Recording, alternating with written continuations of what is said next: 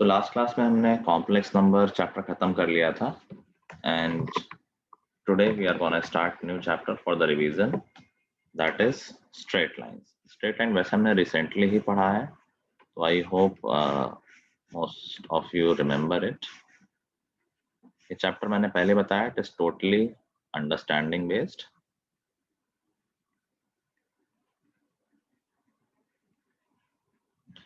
तो चैप्टर में mostly we have to deal with the equations of line in different forms. तो सबसे पहले याद होगा हमने बात की थी इंक्लिनेशन ऑफ द लाइन की and slope of the line की। किसी को याद है इंक्लिनेशन ऑफ द लाइन क्या होता है? What is inclination of the line? Sir slope. Sir किस एंगल पे मतलब इंक्लाइंड है सर? और क्या बता सकता है अच्छे से? What is inclination of a line?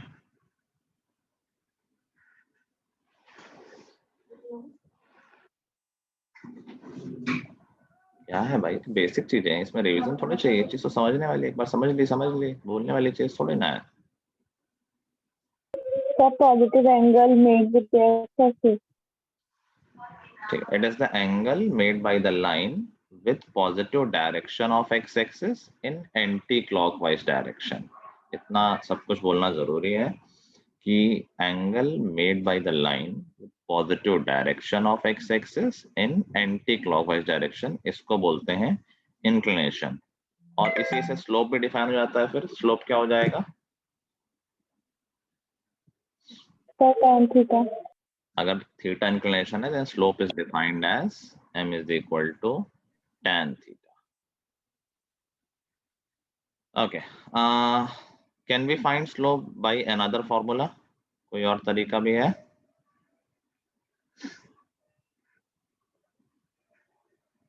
बाकी लोग, do we have another formula to find the slope of the line? हाँ सर एक है सर, लेकिन याद नहीं आ रहा सर मुझे। p by m सर ऐसे कुछ था सर, a by b। नहीं सर जब भी 2 पॉइंट हमें पता है क्या? जब 2 पॉइंट्स पता होते तो slope is given by y2 minus y1 over x2 minus x1। This is another way to find the slope of line। उसके बाद हमने पढ़ा है different forms of straight lines, different forms of equation of straight line. सबसे पहला form हमने पढ़ा था, याद करो, वो था पॉइंट स्लोप फॉर्म। चलो ये चीजें तो याद होंगी। तो बेसिकली क्वेश्चन में एक पॉइंट गिवन होगा और एक लाइन का स्लोप गिवन होगा and we need to write the equation of line. तो बेसिकली पॉइंट गिवन है x1 y1 और उसका स्लोप गिवन है m। तो how do we write equation of line? सब गायब हो गया है। y minus y y minus is equal to y1 mx is equal to mx1 x minus x1, sorry। y minus y1 is equal to m x minus x1। This is the equation of line in point slope form। उसके बाद हमने next form पढ़ा था, that was 2 point form. तो इस बार क्या given होगा? इस बार we will be given 2 points on the line and then we have to write the equation of line.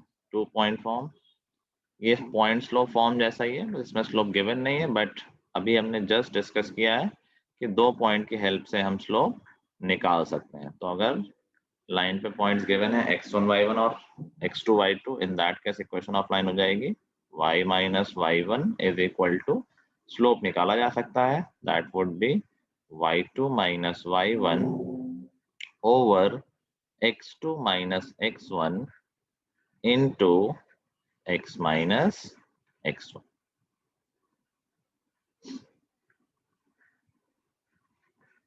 ठीक है। नेक्स्ट हमने पढ़ा था स्लोप इंटरसेप्ट फॉर्म। तो इस बार लाइन का स्लोप गिवन होगा और लाइन पे एक लाइन का y इंटरसेप्ट या x इंटरसेप्ट गिवन होगा। मेनली इसमें होता है y इंटरसेप्ट वाला, वो ज्यादा होता है, वही मोस्टली पूछा जाता है। Slope intercept form. तो this time we are given, suppose slope of line m है और उसका y इंटरसेप्ट c है। तो इक्वेशन ऑफ लाइन क्या हो जाती है? y is equal to mx plus c. I is equal to mx plus c. और इसी में अगर by chance slope m given है एंड x इंटरसेप्ट गिवन है, उस केस में इक्वेशन ऑफ लाइन क्या हो जाती है? y is equal to mx minus d. Okay. y is equal to m और ब्रैकेट में x minus. ठीक है। वैसे ऊपर वाला ज्यादा आता है तो उस पर ज्यादा फोकस करना है।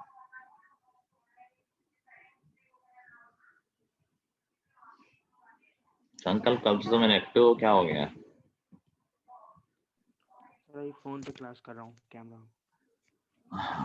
कैमरा तो बोल भी नहीं रहे हो। दोपहर का टाइम नींद आ रही? No sir. टाइम से कोई मतलब नहीं, नींद से सारा दिन आती है। चलो next we have intercept form. Intercept form क्या होता है कि इसमें हमें दोनों इंटरसेप्ट गिवन होते हैं, एक्स इंटरसेप्ट भी और वाई इंटरसेप्ट भी। अर्पिता तुम आ चुकी थी ना जब ये चैप्टर हमने किया? Yes sir. Okay, intercept form याद है सबको?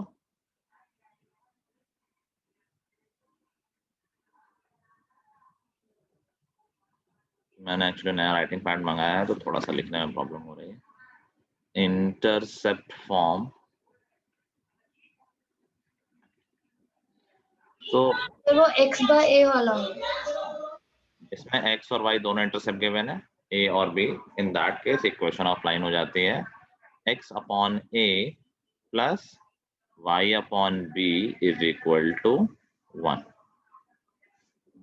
ठीक है। And last favourite one, normal form.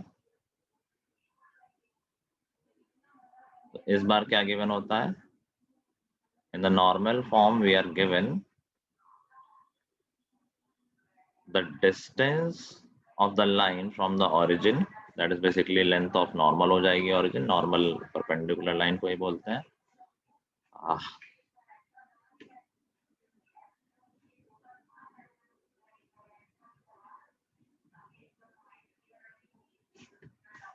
समझ में फॉर्म लिखा हुआ है वो। तो distance of line from the origin is given as p and angle made by the normal from the origin to line is omega. In that case equation of line is x cos omega plus y sin omega is equal to p.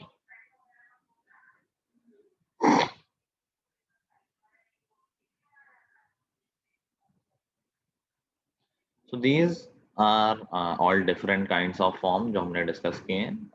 5 different तरीके के form थे, किसी पे भी एक question लिखने को आ सकते हैं and it is totally based on formula.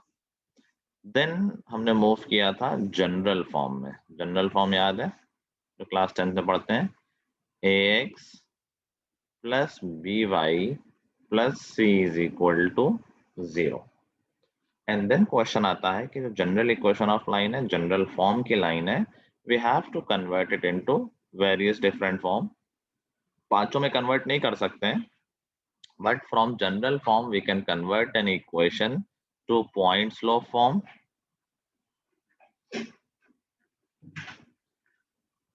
Intercept form,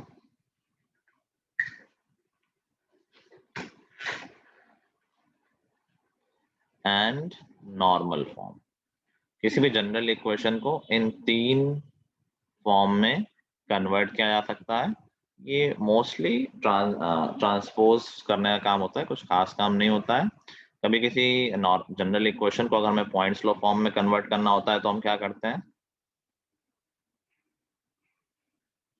y की एक मिनट, सॉरी पॉइंट स्लोप नहीं, स्लोप इंटरसेप्ट फॉर्म। हाँ, स्लोप इंटरसेप्ट फॉर्म में चेंज करना होता है तो क्या करते हैं?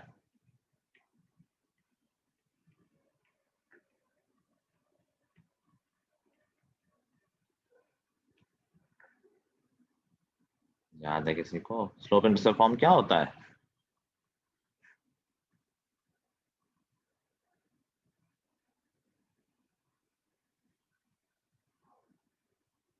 अभी तो पीछे लिखा है भाई, कॉपी में तो लिखा होगा।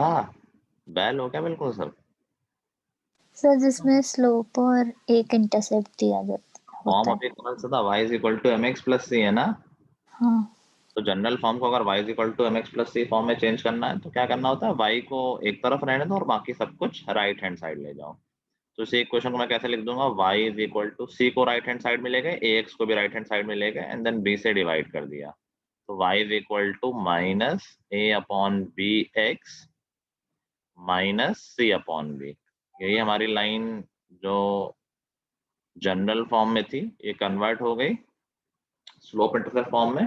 And from here we can also compare कि यार this is slope y is equal to mx plus c, तो ये m ही तो हो गया। तो एक और चीज मालूम चली कि अगर हमें इक्वेशन ऑफ लाइन पता है we can directly write its slope using the formula minus a upon b। किसी लाइन की इक्वेशन गिवन है, minus a upon b will always give you the slope of line. ठीक है, ऐसे ही किसी line को अगर इंटरसेप्ट फॉर्म में चेंज करना हो तो क्या करते हैं,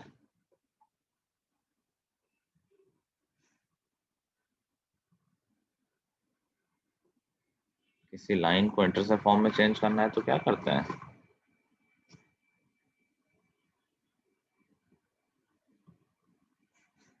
अरे अब तो फॉर्म पता है यार, चेंज नहीं कर पाओगे।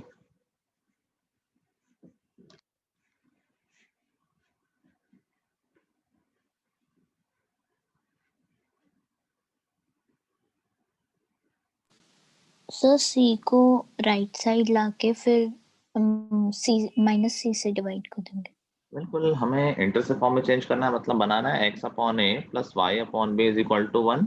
तो बेसिकली हम राइट हैंड साइड पे 1 बनाने की कोशिश करेंगे। तो अगर हम सिर्फ फॉर्मूले की बात करें तो c को राइट हैंड साइड पे ले आएंगे तो माइनस सी हो जाएगा और फिर 1 बनाने के लिए माइनस सी से पूरी इक्वेशन में डिवाइड कर देंगे। तो ये बन जाएगा x अपॉन माइनस सी और a को भी नीचे लिख देंगे क्योंकि स्टैंडर्ड फॉर्म में x अकेला होता है, x अपॉन a होता है। ऐसे ही y अपॉन माइनस सी से तो डिवाइड हो रहा है और b को भी नीचे ही लिख देंगे। So that would B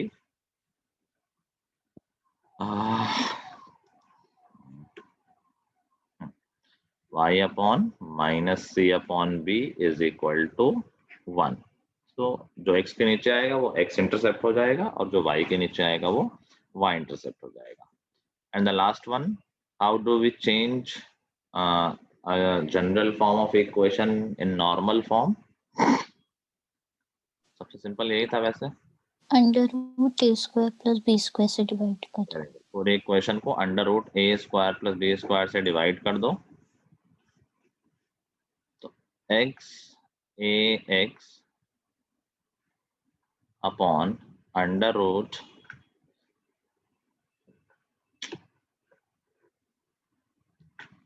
A square plus B square plus B y upon under root A square plus B square is equal to minus c upon under root A square plus B square.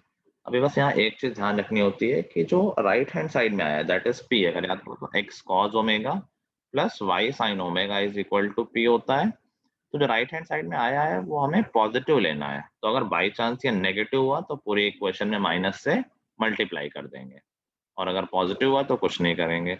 Now यहाँ पर खत्म नहीं होता, ये तो तूने पहले divide कर दिया, उसके बाद हम कंपेयर करेंगे, कहेंगे कि दिस इज कॉज ओमेगा। भाई एक्स के साथ ही तो कॉज ओमेगा होता है, तो जो चीज भी x के साथ है that would be taken as cos omega and of course with sine लेना है, साइन का ध्यान रखें। तो it would be x cos omega और जो y के साथ होगा that would be sin omega. तो बेसिकली ये देखने के बाद we can decide what is the value of cos omega and sin omega. तो उससे अगर हमें ओमेगा की वैल्यू मिल जाती है that is well and good. अगर स्टैंडर्ड वैल्यू हुई तो we will find the value of omega. अगर स्टैंडर्ड वैल्यू नहीं हुई तो हम उसको tan इनवर्स के फॉर्म में लिख देंगे कि हमारी लाइन हमने लिख दी कि this is x cos omega plus y sin omega is equal to p। अगर हमने ओमेगा की वैल्यू निकाल ली है, मान लो 60 आ गई, तो लिख दिया x cos 60 plus y sin 60 is equal to 10। मान लो कुछ ऐसा आया था। हो सकता है कि cos ओमेगा और sin ओमेगा की वैल्यू स्टैंडर्ड ना आई हो सकता है cos ओमेगा आया हो सपोज 1/3 एंड sin ओमेगा आएगा ऐसा ही कुछ लेट्स से 2√2/3, तो तब भी हम इक्वेशन ऐसे ही लिख देंगे और अलग से क्या लिख देंगे, ओमेगा के बारे में इंफॉर्मेशन दे देंगे कि where tan omega is, divide कर देना, where tan omega is equal to, divide करेंगे तो 2√2 आ जाएगा, या फिर इसी को ऐसे लिख सकते हैं, where omega is equal to tan inverse 2√2। एक ही बात है, ये प्रॉपरली इनवर्स करके लिख दिया, इनवर्स तुम्हारे सिलेबस में नहीं है इसलिए तुम इस तरह भी लिख सकते हो, नहीं तो बहुत बड़ी चीज नहीं है, बस tan को उधर ले जाके इनवर्स लिख देना, tan इनवर्स 2√2। ठीक है, याद आ गई चीजें? माइका तुम क्यों गायब हो, ना कोई जवाब दे रही हो? सर कैमरा करते हैं सर।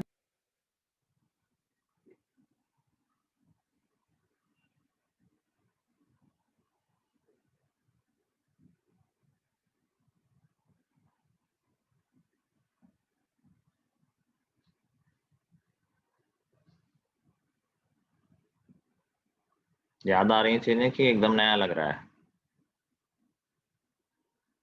हाँ,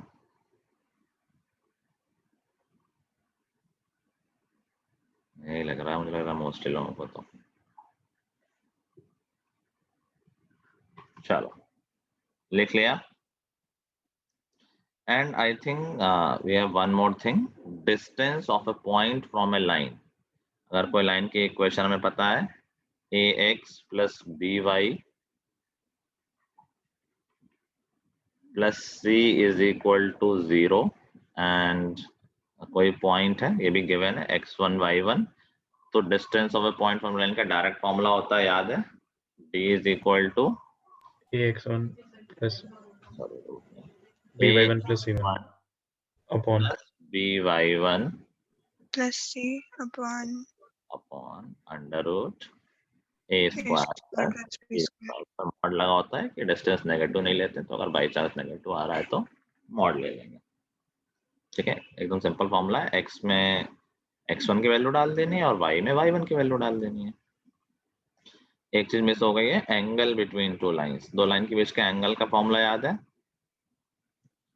अगर दो लाइंस हैं जिनका स्लोप जो हमें पता है, या तो उनका स्लोप पता है या उनकी इक्वेशन पता है, and if theta is angle between them, तो tan theta is given by m1 minus m2 divided by 1 plus m1 m2। Mod लगा दिया है तो मतलब हम यहाँ पर हमेशा पॉजिटिव वैल्यू की बात कर रहे हैं, तो हमेशा दो लाइंस के बीच में एक एंगल एक्यूट बनता है और एक एंगल ऑब्ट्यूज बनता है। तो सिंस मॉड लगा दिया है तो we are only talking about acute angle. Mod लगाने के बाद जो भी एंगल आएगा that will always give you acute one, और उसको अगर 180 सब्ट्रैक्ट कर लोगे तो ऑब्ट्यूज मिल जाएगा, वो तो लीनियर पेयर होते हैं। ठीक है, so I guess this is all about the theory. अभी क्वेश्चंस कर लेते हैं। I will share the exemplar of this chapter. Exemplar बहुत क्वेश्चन है, सारे नहीं करेंगे, बट स्टिल लंबा गैप भी मिल रहा है तो मैं कुछ क्वेश्चंस दे दूंगा होमवर्क में भी, तो वो भी कर लेना, एंड कुछ क्वेश्चंस अभी कर लो। मैंने पीडीएफ भेजा है एग्जाम्पलर का, सब लोग खोल लो उसको।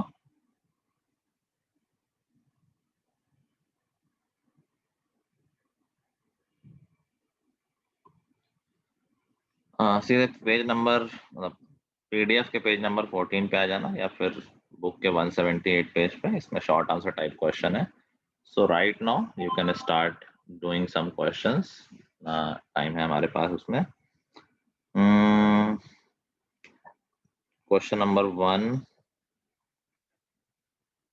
2, 3,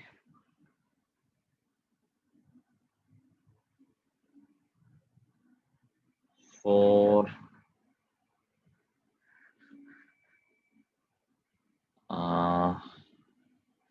या 4 रहने दो, 1, 2, 3 और 5। चलो ये क्वेश्चन कर लो अभी।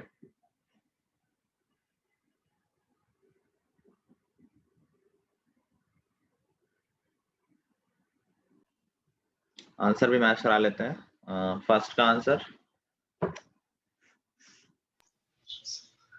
x plus y plus 1 is equal to 0. Sir मेरा भी यस सर मेरा भी सेम है. Plus y plus 1 is equal to 0. किसी को डाउट? No, sir. सेकंड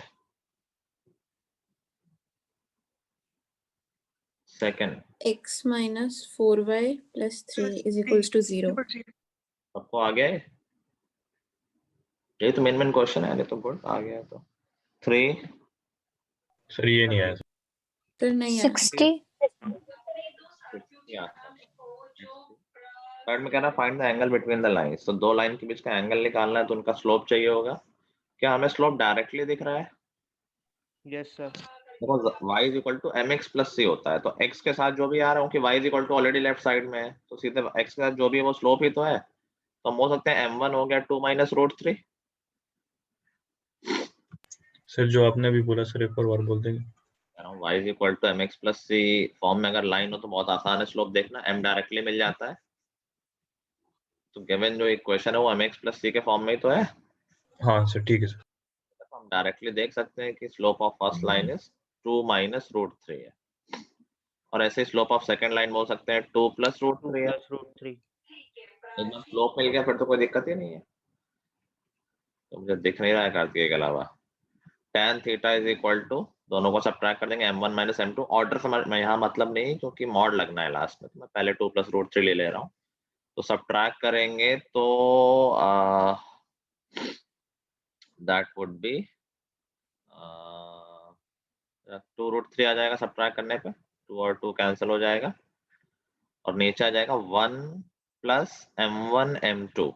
दोनों को मल्टीप्लाई करेंगे तो 1 आ जाएगा. 1 प्लस 1 कितना इजी कैलकुलेशन है, देख के बस डर गए लोग. तो tan थीटा आ गया 2 रूट 3 बाई 2. 2 से 2 कैंसिल, तो tan थीटा रूट 3 और थीटा की वैल्यू आ गई 60 डिग्री. ठीक है, सिंपल था. क्वेश्चन नंबर 5 आई गेस किसी को नहीं आया हुआ. किसी को आया क्या? ये क्वेश्चन देखो किसी किसी स्कूल में आ जाता है, वैसे एनसीईआरटी बुक में नहीं गिवन है, बट लेजिटिमेट क्वेश्चन है. Let's see how to deal with this question. कह रहा है कि find the points on the line. इस लाइन पे कोई पॉइंट है जो कि किसी दूसरी लाइन जो कि है 4x plus 3y is equal to 10, इससे यूनिट डिस्टेंस में, मतलब डिस्टेंस उसकी 1 है. ये लाइन के बीच के डिस्टेंस नहीं है. ये डिस्टेंस बिटवीन टू लाइंस का फॉर्मूला हमने डिस्कस नहीं किया ना, ये भी तो था चैप्टर में. याद है सबको डिस्टेंस बिटवीन टू लाइंस का formula? C1 minus C2 upon root a square 1 minus c2 upon root a square plus b square. Root a square plus b square. और हमें किस बात को ध्यान रखना होता है, तो ये पैरेलल लाइंस होती हैं तभी डिस्टेंस उसके बीच की पॉसिबल है. और हमें a और b दोनों का सेम बनाना होता है. कई बार ऐसा होता है स्लोप तो सेम होगा लेकिन a और b सेम नहीं होगा. तो हम क्या करेंगे, दोनों में किसी एक इक्वेशन में मल्टीप्लाई करके या किसी इक्वेशन में डिवाइड करके दोनों इक्वेशन के a और b इक्वल बना देंगे. उसके बाद ये फॉर्मूला लगाएंगे. ठीक है. तो यहाँ बात हो रही है किसी पॉइंट की जो पहली लाइन पे लाई करता है. तो हम मान लेते हैं कोई पॉइंट है a, b. ठीक है. a, b की इस लाइन से डिस्टेंस है 1. तो फॉर्मूला लगा दें ax1 प्लस by1 वाला डिस्टेंस फॉर्मूला. तो 4a plus 3b minus 10 upon under root a square plus b square करोगे तो 5 आ जाएगा. 3 4 5 होता है, मैं डायरेक्टली लिखे दे रहा हूँ. This is equal to 1. ठीक है. ये मॉड होता है तो ऑफ कोर्स यहाँ पर 2 आंसर आ जाएंगे. तो यहाँ से इक्वेशन क्या बन गई कि 4a plus 3b minus 10 is equal two plus minus 5. Mod का याद है ना, जब मॉड होता है तो दो चीज होती है. जैसे mod x is equal to 3 है तो x की वैल्यू कितनी हो जाएगी? Plus minus x. Plus minus 3. भाई अगर मॉड x 3 तो x तो प्लस भी हो सकता है 3 का और माइनस भी हो सकता है. ऐसे ही यहाँ पर mod 4a plus 3b minus 10 5 आया है, तो मॉड के अंदर वाली क्वांटिटी 5 भी हो सकती है और माइनस 5 भी हो सकती है. तो हमारे पास दो इक्वेशन ये वाली हैं. और ये जो पॉइंट a, b है वो फर्स्ट लाइन पे लाई भी तो करता है. ये तो क्वेश्चन है कि वो पॉइंट जो पहली लाइन पे लाई करता हो, तो क्या वो इस इक्वेशन को सेटिस्फाई करेगा? ठीक है. तो we know a plus b is equal to 4. Now we have got two equations, two variables. उनको सॉल्व कर लेंगे क्लास 10 जैसा. तो एक इक्वेशन तो फिक्स है, a plus b is equal to 4। नीचे दो डिफरेंट सोल्यूशन मिलेंगे ना, जरूरी थोड़ी कि एक ही पॉइंट हो जो 1 यूनिट के डिस्टेंस पे हो। भाई एक लाइन मान लो ये है, दूसरी लाइन ये है, तो क्या एक ही पॉइंट होगा जो पहले लाइन में जो दूसरे से 1 यूनिट के डिस्टेंस पे होगा? हो सकता है, अच्छा नहीं बना है, मान लो ये दो लाइन है, मैंने कहा इस ये 1 नंबर लाइन है, 1 नंबर लाइन पे कोई पॉइंट बताओ जो 2 नंबर लाइन से 1 यूनिट के डिस्टेंस पे हो। तो हमने कहा यार एक ये पॉइंट हो गया, मान लो ये 1 यूनिट के डिस्टेंस पे है। यहाँ भी तो कोई पॉइंट मिल सकता है जो 1 यूनिट के डिस्टेंस पे हो, तो एक से ज्यादा पॉइंट मिल सकता है और यहाँ पर मिल भी रहे हैं। तो एक बार a plus b equal to 4 ये तो फिक्स है, क्योंकि जो हमारा a कॉमा बी है वो इस लाइन पे तो लाई करता है, ये इन्फॉर्मेशन फिक्स है। यहाँ पर दो डिफरेंट सोल्यूशन है तो एक एक करके ले लेंगे। तो एक बार ले लो 4a plus 3b is equal two plus 5 लिया है तो इज इक्वल टू 15 आ गया। ठीक है, मैं इसको ओरली सॉल्व कर ले रहा हूँ। पहले में 4 से मल्टीप्लाई कर देंगे तो 4a cancel, b is equal to 1 आ जाएगा, b1 आ गया तो a3 आ जाएगा। तो एक तो पॉइंट हो गया 3,1 एंड इस क्वेश्चन में अच्छी बात है you can verify the answer. 3,1 के डिस्टेंस चेक कर लो, 4x plus 3y equal to 10 से 1 आ रही होगी, 412 और प्लस 3 15, हाँ 1 आएगी। ठीक है, तो हम यही कहीं अपना आंसर चेक भी कर सकते हैं। दूसरा सोल्यूशन क्या पॉसिबल है, एक लाइन तो a plus b is equal to 4 थी और दूसरी लाइन हो जाएगी 4a plus 3b is equal to 5। मैंने -5 लिया, -10 राइट हैंड साइड में गया तो +10 हो जाएगा। इसको सॉल्व करेंगे तो लेट्स से 3 नहीं 4 से मल्टीप्लाई कर देते हैं तो b इज इक्वल टू आ जाएगा 11, तो उससे a इज इक्वल टू आ जाएगा -7 आ जाएगा। तो एक पॉइंट क्या हो गया, एक आंसर हो गया -7, 11 और दूसरा आंसर है 3,1। So these are 2 points on the line x plus y is equal to 4, which is at a unit distance from 4x plus 3y is equal to 10. समझ गए बात सब लोग? Okay good. होमवर्क की बात कर लेते हैं क्योंकि लंबा टाइम है हमारे पास, तो थोड़ा सा ज्यादा कर लेंगे होमवर्क, प्रैक्टिस हो जाएगी, हमारा चैप्टर भी खत्म ही हो जाएगा, फिर उसको डिस्कस कर लेंगे, काम खत्म है। 7th 8th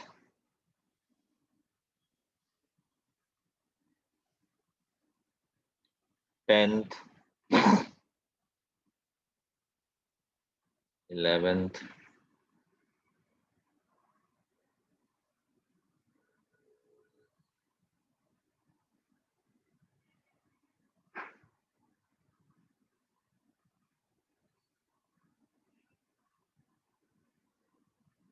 सर हाँ, सर मुझे वो मीटिंग ज्वाइन करनी है, क्लास छोड़ दूं?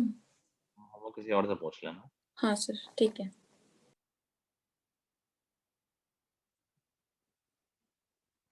18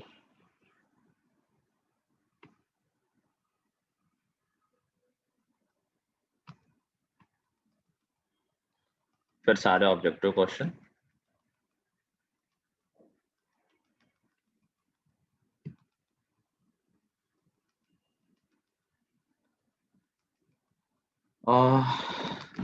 कितने ऑब्जेक्टिव वी हैव 22 से 41, 20 ऑब्जेक्टिव क्वेश्चन। ठीक है, कर लेना, इतना चोरी नहीं करना है। 5 क्वेश्चन ही थोड़े से करने वाले होंगे, बाकी ऑब्जेक्टिव तो छोटे छोटे होते हैं। ठीक है,